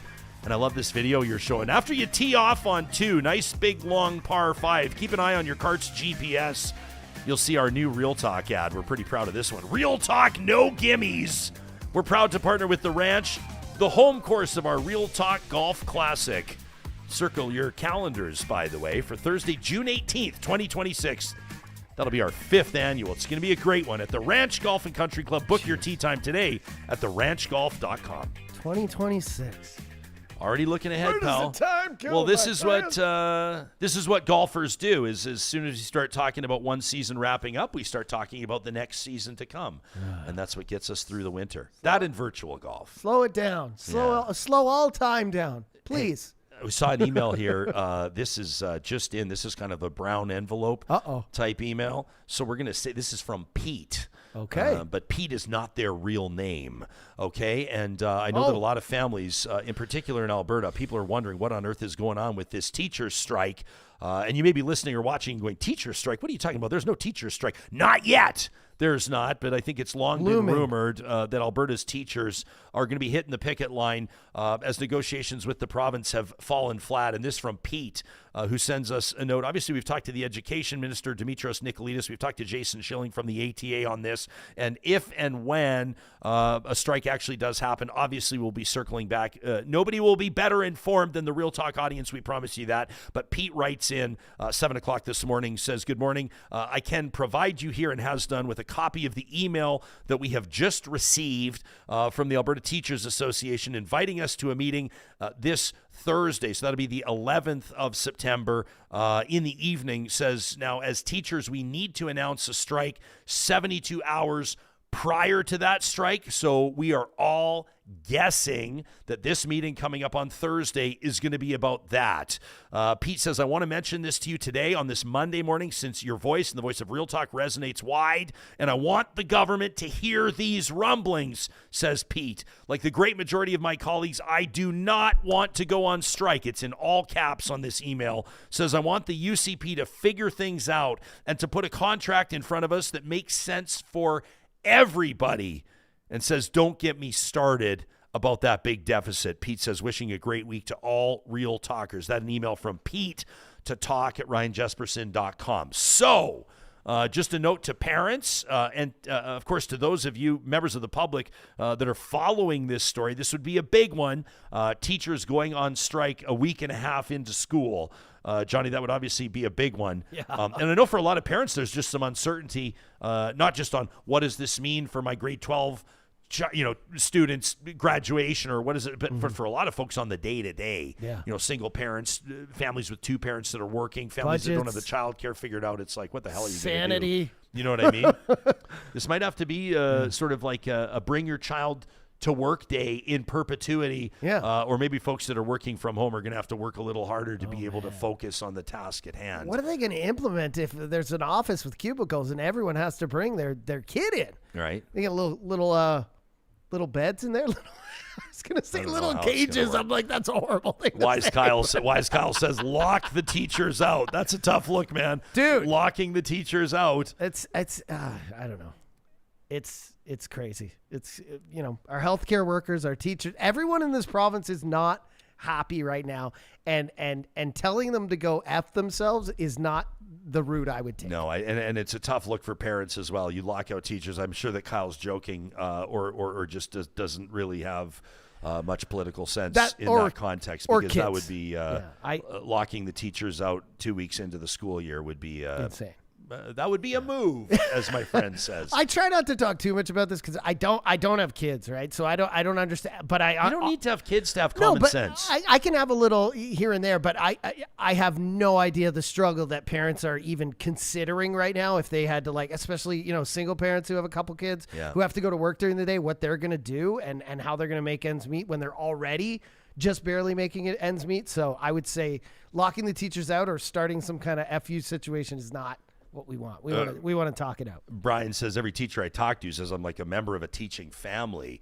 Me too, buddy. He says they don't want to strike. Says they want something fair. The Alberta government's putting some horrible shit in front of them. And really trying to throw teachers under the bus. We've talked about this and referenced this in past. It's not just about the contract here. Like, there's a lot of factors at play, right? Like the government going up against librarians and teachers, the library book stuff. You've got like the trans athlete stuff. Like there's a lot of there are a lot of factors that are supercharging the dynamic of this relationship, right? Yeah. This isn't like one of those sort of amicable situations where everyone's sort of trying to, like, there's very prominent negotiations happening in front of Canadians right now, right? Like Air Canada's flight attendants, they're back on the job, but they just voted. Again, when we love catching up with you on a Monday, Real Talkers, because there's so much to get to. And typically we hope by the end of like a Tuesday episode, we've covered, at least in some degree, the majority of the stories we want to touch on. But Air Canada's flight attendants over the weekend have again voted resoundingly against accepting the new wage offer from the airline. So they said there won't be another strike. There's not going to be a lockout. They're going to try to keep Canadians moving. Obviously, an airline strike or a strike involving flight attendants has a huge impact on the economy and on Canadians' everyday life. So they're going to try to avoid that, but that's continuing to roll out in front of the nation. The Canada Post stuff has not found resolution yet, to say the least. So that's another prominent labor dispute that we're keeping an eye on. And then the Alberta teachers. And it's not your average negotiation. There's a lot of factors at play here. There's obviously some animosity. I think anybody can sense that and anybody can figure that out. So, Dubious here says teachers deserve more money. Says that's one of the most important jobs in society. And most of us blue-collar dudes would not want to handle 40 kids for an entire day for any price. Let's be real. Dude, I look at some jobs. Teacher is one of them. Firefighter is another. Nurse. Cop is another. Could never Nurse do it. is another. Could never do it. Wouldn't. Yeah. And I'm not trying to sound like a prick here, but like, you couldn't pay me enough to do those jobs. We've talked about this in past. Like, people find out that like a firefighter makes $100,000 a year. Yeah. And not to start, by the way, but let's say you find out a firefighter makes $100,000 a year, and you're going to say, all I see him doing is like barbecuing at the fire hall. That's all I see him doing. But look at the I hours see when there's like a fire roaring and smashing up on the 6th floor of an apartment building, and you're gonna run in there. You couldn't pay me $100,000 to go in there once. You know what I mean? Can you imagine the trouble that young kids would be in, John, if we were in charge of their learning on a day-to-day?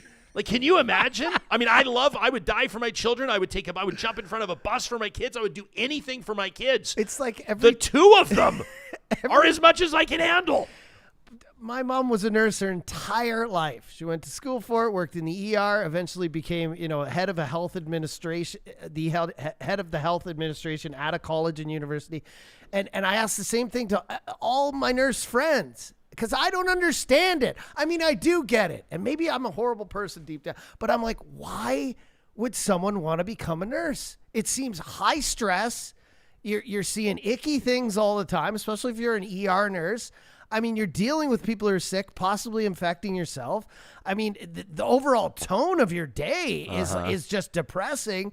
And every nurse tells me the same thing.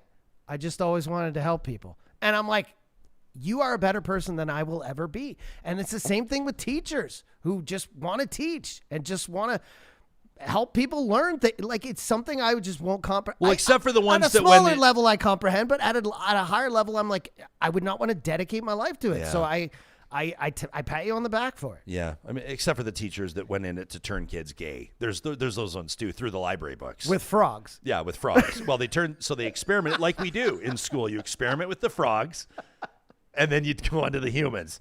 And once they found out how to turn frogs gay, then they devised a way to get library books in that are going to turn kids with gay. Cartoon porn. And then they'll reveal the plan.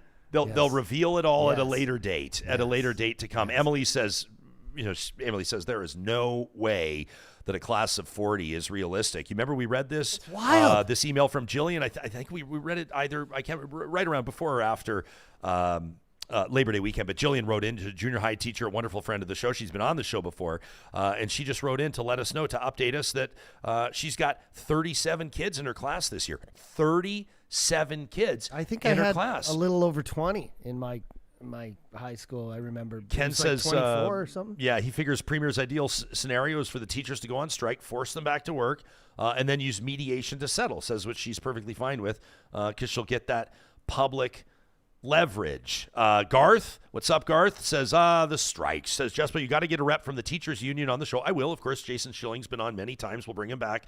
Says, I'd like to understand what they're striking about. He says, every time you turn around, says Garth, a government department is striking. I mean, I guess there could be different reasons for that. I mean, in a lot of cases, it's just because these labor agreements are up for renewal. It's just not going the way that they want to see it. That's happened locally for us. It's happening provincially, and it's happening federally. It's tough to keep track of it all, quite frankly. Tracy D says 1,000 new teachers this year isn't going to make a dent in what's needed. Says also a lot of these buildings are massively overcrowded, and there's no new buildings coming anytime soon. I agree with that. From Tracy D. Oh man, I saw.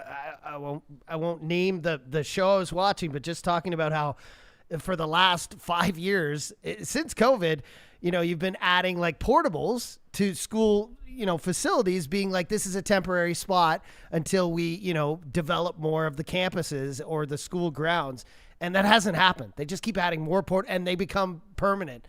And now schools are like, some of them in BC are like, half of them are portables. Like, it's just fields of portables. How about this? A report from somebody in our live chat, powered by Park Power, by the way, that says they saw, this is Tracy on Facebook, a local teacher asking for copies from her friends of the novel she's teaching from because she doesn't have enough copies for her oversized class. Whoa. How about that?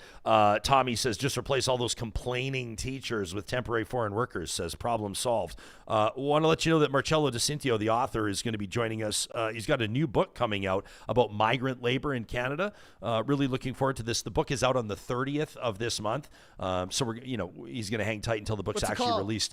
Well, I'm going to tell you more about it when we officially introduce it. And that's also just because I don't know what it's called. But we've been corresponding with him, and I know that talk around temporary foreign workers in Canada, and from a number of different perspectives, is ramping up, in part, of course, because politicians are touching on it more, and it's something that resonates with Canadians. Our goal here on the show, which it always has been, is to ensure that you have all the facts, that you understand what the landscape looks like, and that you're forming your opinions based on credible information. We had a comment earlier in the show, somebody talking about there's crops rotting out there because there's not enough people power out there.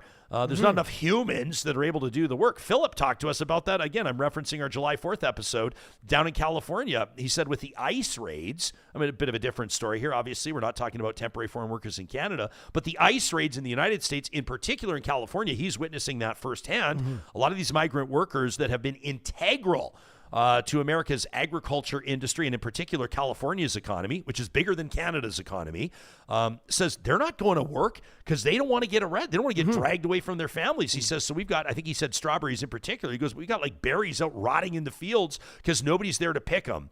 I think that there's kind of this premise, or at least I see this recurring theme of people complaining that temporary foreign workers, as they call them, TFWs, are stealing Canadians' jobs. I don't see a lot of Canadians that are like lining up to get jobs at Tim Hortons that are being turned away in because Canada, temporary foreign workers. But you talk to business owners and they'll tell you, many of them, that without temporary foreign workers, they wouldn't be able to function. The question is, how do you do it right? 100%. And you got to be able to do it right. And we're not saying like I know that here here in Canada, like a lot of our immigrants are working, in service industry, in janitorial positions. But man, they're also like, when's the last time you went to a doctor or dentist and they weren't an immigrant or a son or a daughter of a family of immigrants? They're some of the most intelligent people in this country and in the States.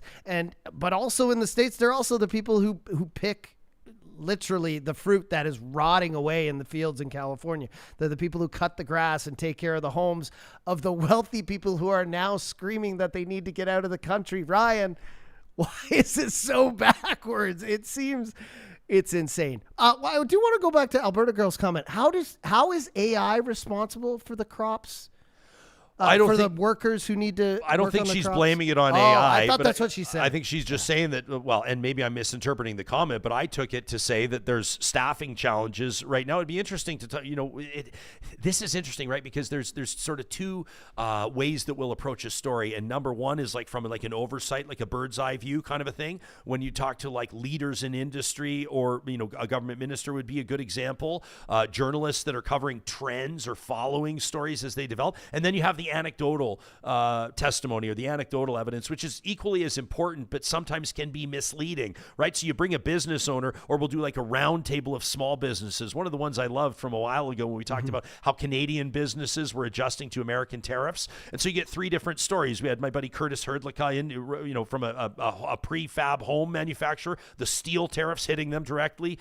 Lane Edwards in from Pura Botanicals, trade online orders with her incredible skincare brand, Pura Botanicals. And then we had, of course, as well, the team in from Poppy Barley, and Justine Barber explaining sort of how that's impacting their women's footwear brand, what they're sourcing out of Mexico, what they're shipping to the United States or not, and the like. Mm-hmm. So that's three different industries, three different businesses. You want to get those three perspectives, but you may have somebody in ag, working in canola, for example. My cousin Graham was on talking about supply management and dairy, and talked a little bit about canola and China. And they may have a completely different experience. So when you want to talk about like temporary foreign workers or AI or the labor crunch in agriculture, could be very different for different producers. But I think the general premise is that as technology is improving the efficiency of farming and ag, generally speaking, there will be labor implications. But right now, I don't think you're at a point where they don't need human power anymore. Who doesn't need human power anymore? I think most industries always will. Of course. This kind of brings our conversation full circle on this show, and again reminds us, and Michael says, by the way, I think in the long term, having AI and machines harvest crops is a good thing. Says those poor farm workers oftentimes treated like dirt, and it's really hard labor. Sure. That from Michael. And a robot on a combine set to a schedule? I mean, that doesn't seem far-fetched. Well, man, I mean, the stuff that's happening right now, I'm not going to get too far out of my lane here. There's no dirt under these fingernails.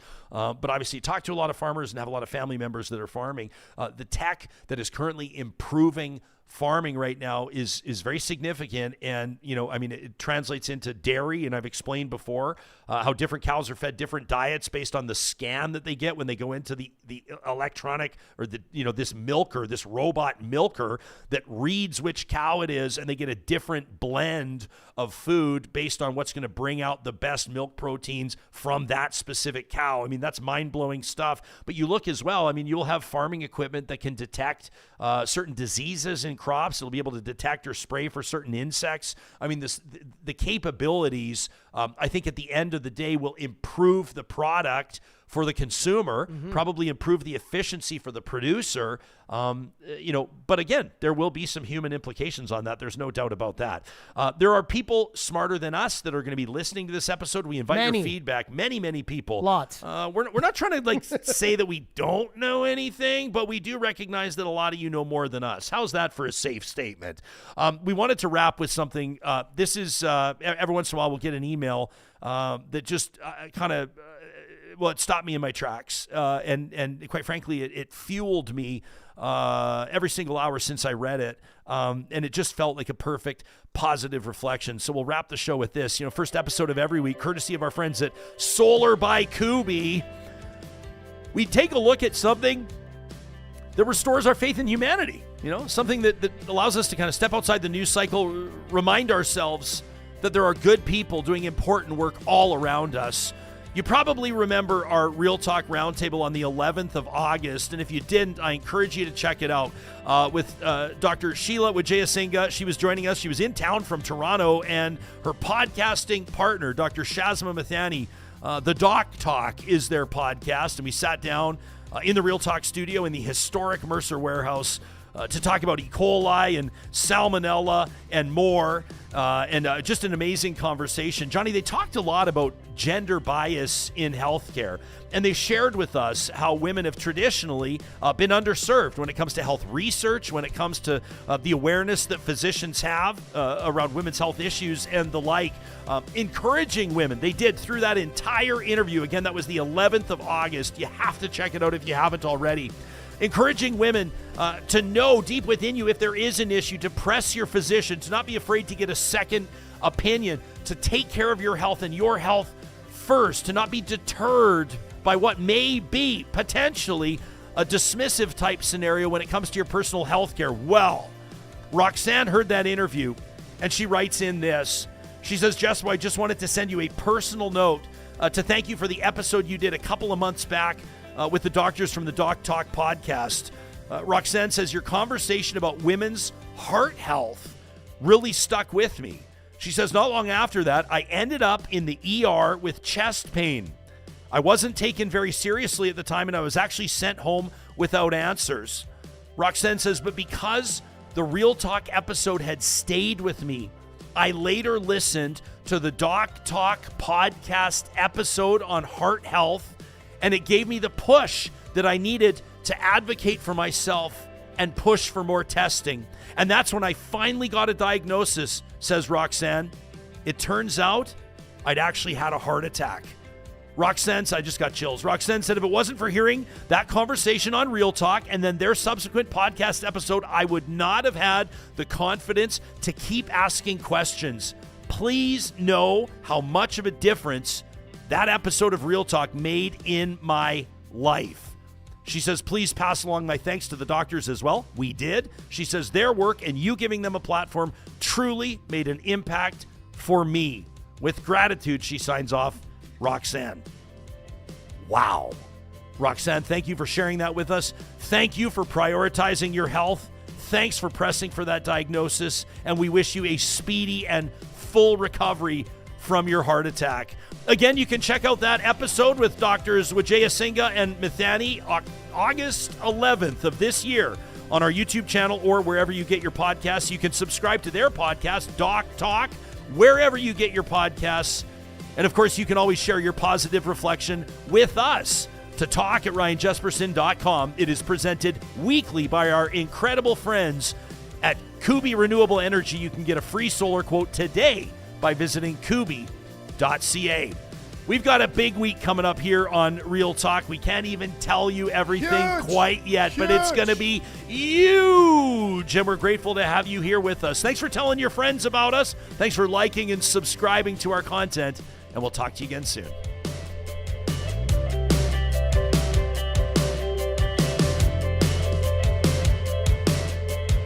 Real Talk is hosted by Ryan Jesperson, executive producer Josh Dunford, technical producer John Hicks, general manager Katie Cook-Chivers, account coordinator Lawrence Derlego, human resources Lena Shepard, website design Mike Johnston, voiceover by me, Carrie Skelton. Real Talk's editorial board is Supriya Dwivedi, Ahmed Ali, Brandy Morin, Ann Castleman, Corey Hogan, Harman Kandola, Catherine O'Neill, and Chris Henderson. Member Emerita, Julie Rohr. Real Talk is recorded in Edmonton, Alberta on Treaty 6 territory, the traditional and ancestral territory of the Cree, Dene, Blackfoot, Saulteaux, and Nakota Sioux, home to the Métis settlements and the Métis Nation of Alberta. Real Talk is a relay project. For more, check out ryanjesperson.com.